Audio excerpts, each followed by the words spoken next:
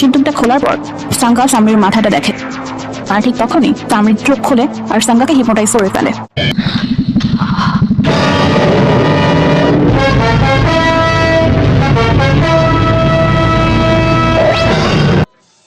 এতে সাঙ্গার চোখ ভয়ঙ্কর ভাবে সাদা হয়ে যায়। আসলে সামরির উদ্দেশ্য ছিল সাঙ্গার মাধ্যমে ওর মাথা আর দেহটা এক করা। সামরির বসে এসে সাঙ্গা সেরকমই কাজ করতে থাকে। তখনই উজ্জনের মা সেটা দেখে সাঙ্গাকে বাধা দিতে আসে, কিন্তু সাঙ্গা দুজনের মাকে মেরে ফেলে।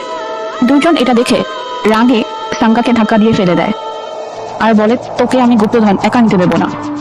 বলেই সে সিন্দুকটা খুলে ভিতরে সামরির মাথাটা দেখে, আর ভয় চিৎকার করতে করতে সে সঞ্জয়দের কাছে ছুটে যায় আর বলে সাঙ্গা সেই শয়তানের মাথাটা নিয়ে পুরনো মন্দিরের দিকে যাচ্ছে, যেখানে ওর দেহটা আছে। তো জোড়া লাগে তাহলেই চামড়ি শয়তান আবারও জেগে উঠবে। তখনই সঞ্জয় আর আনন্দ গাড়ি নিয়ে বেরিয়ে পড়ে। ওরা সাঙ্গাকে ফলো করতে থাকে।